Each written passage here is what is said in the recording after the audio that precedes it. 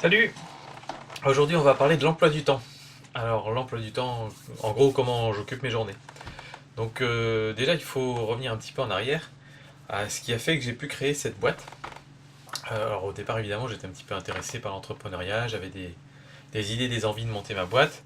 Mais vous savez, quand on a un boulot salarié, en général, on n'a pas le temps de lancer une boîte à côté, pas la motivation, on rentre du boulot, on est un peu crevé, on a envie de se reposer, etc.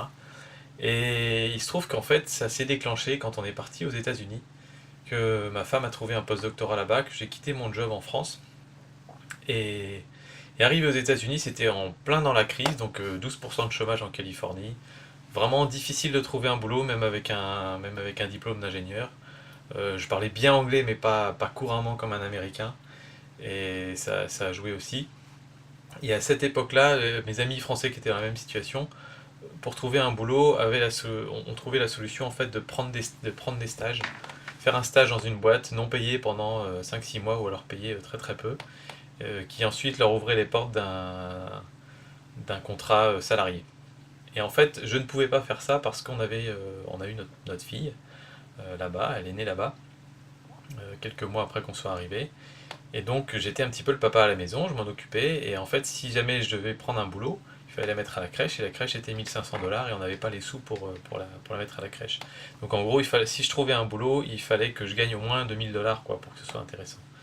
Et donc forcément un boulot salarié tout de suite, les stages ça marchait pas. Bref, je n'ai pas trouvé de boulot, ça m'a permis de me lancer dans la création d'entreprise, c'était une chance finalement, j'en ai profité.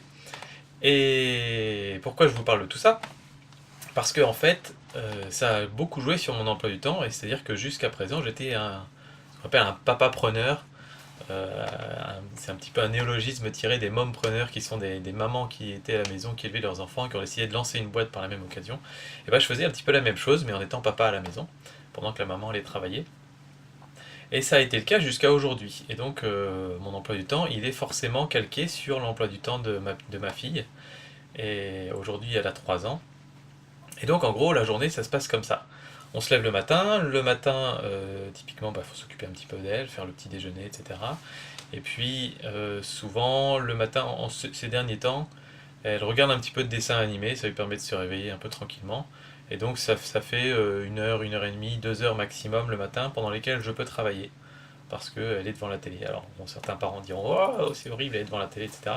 Mais peu importe, elle regarde des émissions en anglais, ça lui permet de travailler son anglais, c'est très bien. Et moi, ça me permet de travailler un petit peu. Donc voilà, 1 à 2 heures le matin. Ensuite, je vais faire un petit peu des activités, jouer avec elle, etc. Et puis on prépare le repas, on mange. Ensuite, il y a l'heure de la sieste. Alors là, c'est très aléatoire. Il y a eu des périodes où elle dormait pas, où c'était des crises horribles pendant la sieste. Il y a eu des périodes où elle dormait bien.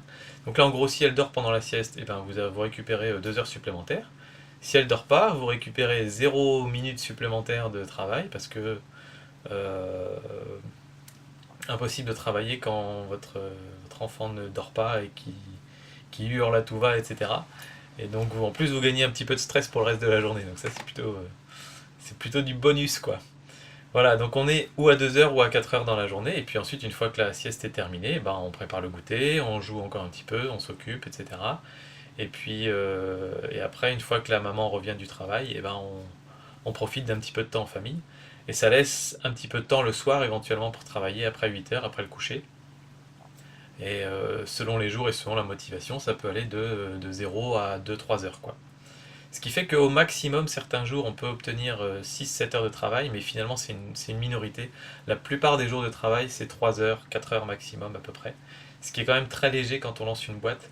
Et donc, voilà, il faut prendre ça en compte. Et c'est pour ça aussi que Movico se développe si lentement, entre guillemets.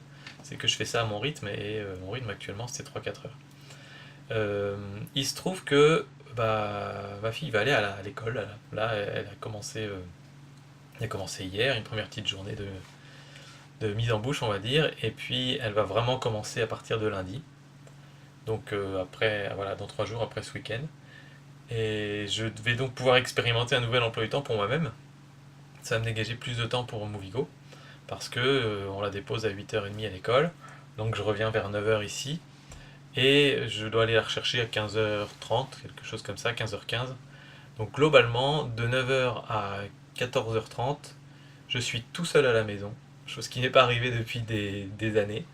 Et donc je vais vraiment pouvoir bien me concentrer et donc je vais pouvoir faire du travail concentré et efficace de 9 heures à 14h30 avec une demi-heure pour manger on va dire. Donc 5 heures de boulot très efficace avec toujours possibilité de rajouter un petit peu d'heures le soir même si évidemment c'est mieux si on ne le fait pas parce que comme ça on entretient un peu sa vie de famille aussi quoi. Donc là ça va faire un gros changement, 5 heures de boulot ça va être vraiment très très chouette et donc j'espère que Movigo va avancer un petit peu plus vite. Et voilà, c'était juste pour vous tenir au courant de mon emploi du temps.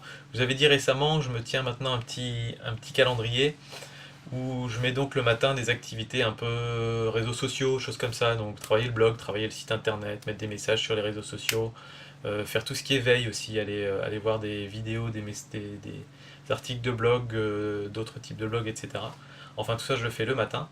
Et l'après-midi je travaille au développement du produit essentiellement. Et puis un petit peu commercialisation, même si pour l'instant on n'y est pas encore vraiment. Mais voilà, beaucoup de développement de produit l'après-midi. Donc voilà où j'en suis aujourd'hui. Et pour l'instant, ça me va plutôt bien dans ce rythme-là, donc on va continuer comme ça. Et je vous dis donc à très bientôt pour une autre vidéo. Allez, salut!